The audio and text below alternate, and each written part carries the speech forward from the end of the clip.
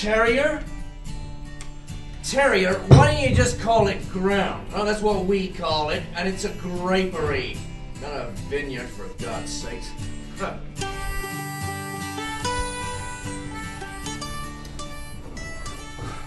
Maybe the time has come for us to think of selling the farm. Do you have any idea how dangerous it is to be bootlegging to the States? Oh, don't be ridiculous. Everybody does it. And what's more, half the times the government turns a blind eye. Oh, Christy, just look at this room. Anybody who's anybody is here. It's about time Ontario's wine industry was honored and its pioneers acclaimed.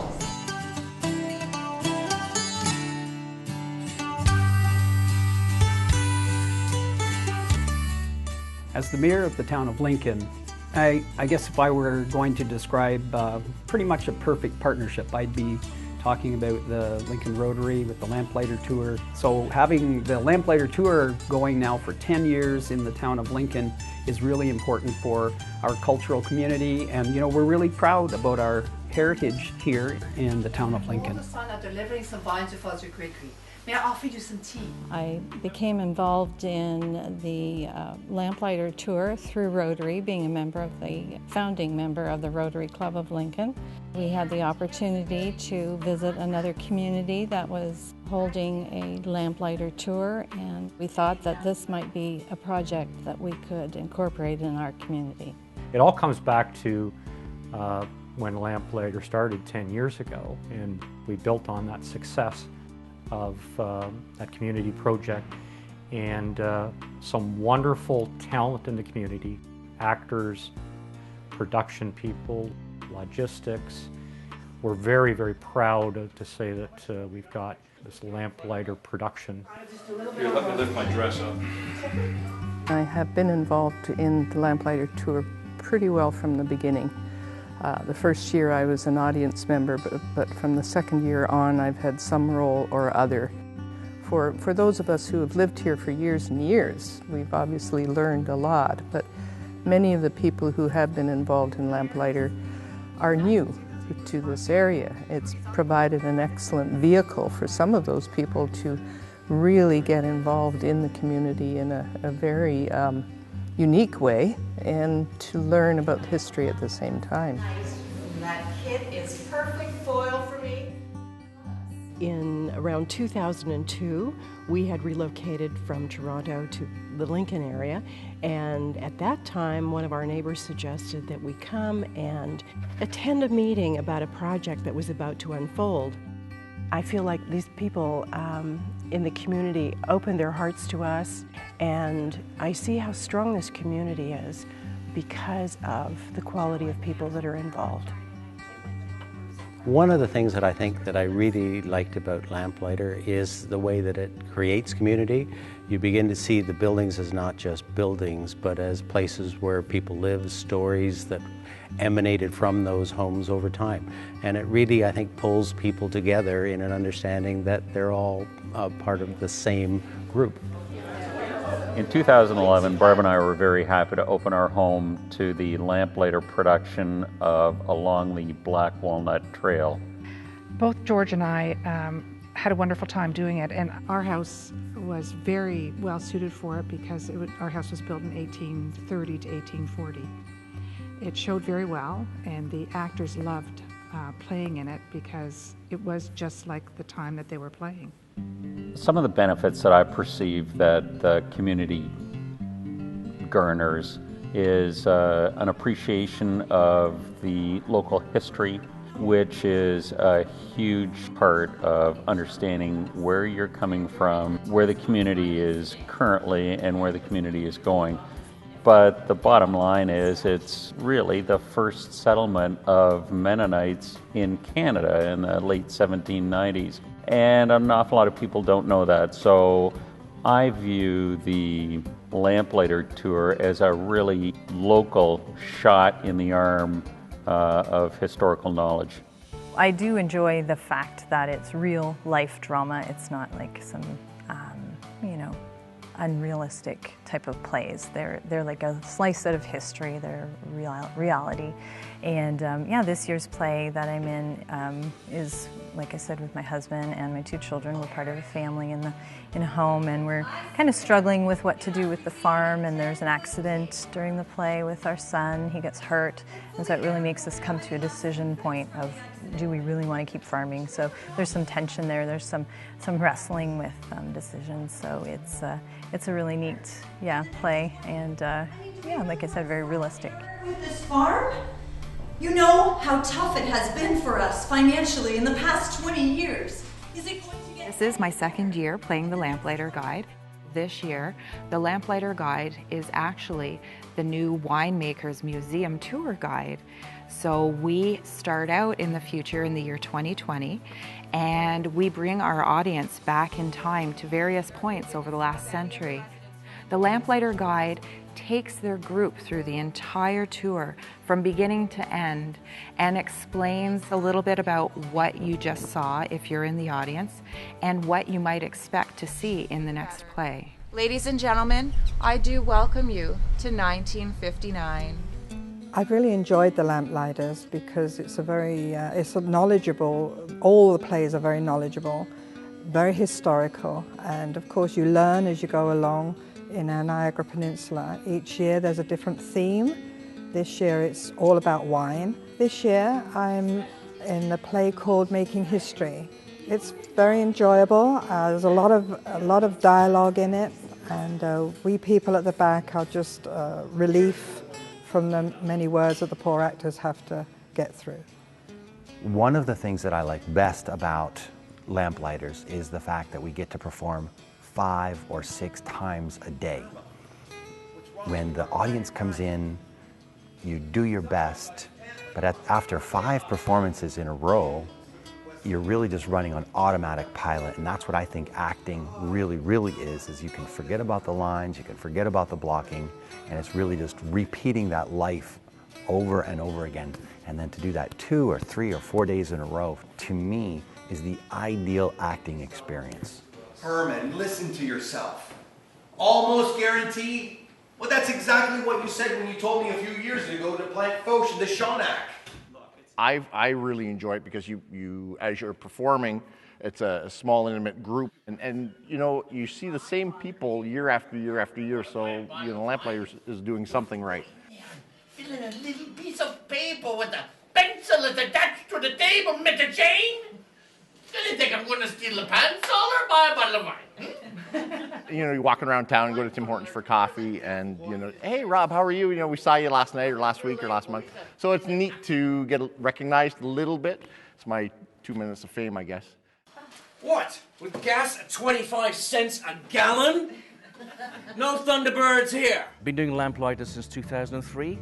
I've only missed 1 year, but there was tremendous opposition to the fact that I couldn't do Lamplighters anymore. There was riots in the streets of Beamsville. All my fans, all the ladies in Beamsville, you know, from Beamsville to Smithville to Grimsby to Vineland, there were riots. The ladies were going crazy. They had to have Jens Hansen back, so here I am. Bond, James Bond. I've been involved with Lamplighter right from the very beginning. One of the things I love the most and brag about anytime I talk about it is the fact that we have people from 8 to 10 years old to in their 80s. And we're all equal. We're all actors, we're all involved. We have this wonderful, every cast always gets a sense of community and unity within our cast. And I don't know of any other community involvement where you can have every single generation, every possible age on that equal of a footing and having that much fun. I really don't. I think it's fabulous for that. Tramp, a gangster? Don't be silly. I'm enjoying the part I have this year quite a lot. It's a lot more comedic than usual, but it's also a really big part in the whole play, and I like having that. Our entire staff will be happy to help you at that time.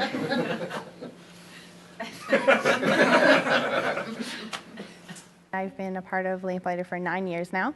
I started when I was 12 years old, so I was still in elementary school, and I did it all through high school, and then also since I've graduated.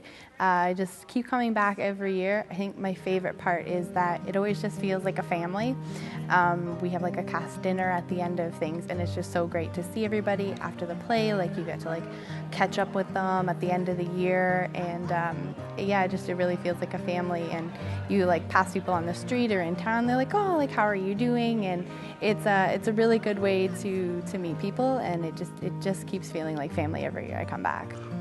We've grown from being I think a small production 10 years ago to something that I believe this year will have over 600 people over 4 days. And we look forward, hopefully, to another 10 years of another exciting chapter in our project. I'm very, very glad to be a part of this Lamplighter tour, just because it's involved so many members of the community, and I've been very happy to be one of them. And Bev was my artistic director pretty much every year until we started to branch out and have different directors. She was just amazing, a total inspiration for me just all the time, even now when she's not my director. And I love my director that I have now and last year, but for better or for worse, she is always the voice in the back of my head saying, slow down, speak clearly, you can do this. And she's and even like at work, when I find myself rambling and talking really fast in front of people, I can hear, Sarah, slow down, and that's awesome. So she means a lot to me, and she was an amazing teacher through this whole process.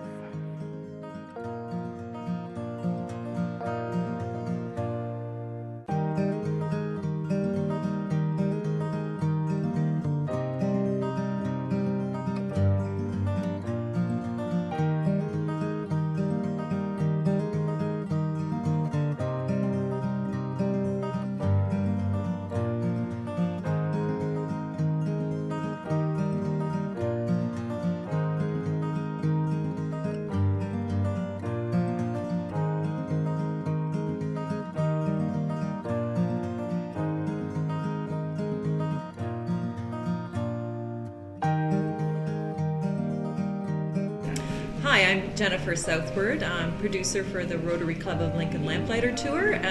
One of the crazies of this group that in 2003 went to see a play in an event similar to this in another city, and came back and said, well, why don't we do this? Seemed pretty easy. Pass on to Bev.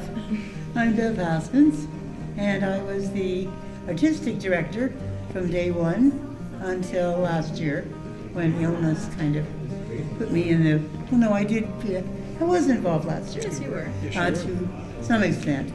And this year I watched from afar with interest. But I've been with the show in heart and mind, and mostly body, for the full 10 years. At that initial workshop, which took place in March, they told us that we should count on working at this for about 1.5 years before we put on our first production. And we said, oh, well, I think we can do it by this November. So we had just over 6 months to put this together, and with everyone's help here, working as a very strong team. We called ourselves a steering committee in those days, but really we were a team. We had to do, everything from scratch, from getting our logo to sort of building a brand around the idea of the Lamplighter Tour, and that's what Jennifer had an expertise at, and we did those teaser ads, and then we had to find people to fill the various roles from the community. And so I knew of Bev's ability in the drama department, and contacted her, and she came to that workshop, and that was from day one. And so many other people, Jennifer, we knew from the community, and all of these people were involved with Rotary, but there were other people who were non-Rotarians who we invited to that meeting, and they all, as we said, jumped on board with the Lamplighter Tour at that time. We didn't even have a name until about February, just before the meeting, so that all had to sort of come together in that first year. Yeah, when Jennifer called me to try to describe this, I didn't get it. She must have talked 3 times, and I didn't get it. I sort of got it, but it was like, okay, and they do what? And who, right, you know? But I came to the meeting because why not? And then said, sure, okay. And it was funny because at the end of the day I said to Jennifer, well, what did you have in mind for me? And she said, well, artistic director. And I'm like, oh, like the whole enchilada. That would be me. Okay, well, let's do it. So, I'm sorry. Go ahead. yeah, no, it sort of went from there. And as if we'd known then what we know now, we never would have put on a show that November. It was just, it was really, really horrendous. There was a lot of stomach lining that got used There up that was, year. yes. But we did it. But we did and it. every year got bigger and bigger and better and innovative. And there was always something different. Yes. The format remained much the same, but there was always something that was thrown in there, a link or whatever. I remember one of my fondest memories is of Bob. I needed a telephone in one play, and I needed the telephone. It was a 1970s? Yeah, the party line. Party 70s. line. Yeah, it was Women the 70s. talking on a party line. And I needed the phone to ring at certain times, in certain ways, and it was going to cost big money, if I remember correctly, Bob. $300. To buy the phone and have it work. And Bob was the kind of person who just worried his little brain over, how do I do this? How do I do this? And I picked up the phone one day, said hello. I heard this bling, bling. And he says, I got it. And it was a little tiny bell thing that we stuck under the desk that the woman could reach down without anybody seeing and ring it herself when she needed it. And it cost $3 or something to that effect. And so that's the kind of thing that these people on this team would do all the time, would be to come up with really creative, innovative ways of doing something for almost nothing so that we put all the money back into our project. And that was fun. And it's been very gratifying to see the event to see that we started out by wondering what kind of a community project we could do, where we would put our money. And back in 2004, we met with an individual who started something called Friends of Charles Daly Park. We thought maybe we could do this band shell, but we needed somebody else to help refurbish the park. And that got rolling, and then as you heard today, the partnership happened with the town of Lincoln. And then it's so gratifying to see that the spin-off from that has been the Sunset Music Series, which is able to use that band shell, now called the Rotary Shell, to be able to showcase musicians from across this area to audiences now that are thrilled to be there on Tuesday night, watching these musicians on stage, watching the sunset over Lake Ontario, and often seeing the moon rise in the background just before they leave. So that's been very gratifying. And now we have a new event that's we started last year called Wingding, and that's a blues fest, 2-day blues fest down at Charles Daly Park. So it's all the spin-off of these things that have accumulated, and the result of such a great community coming together.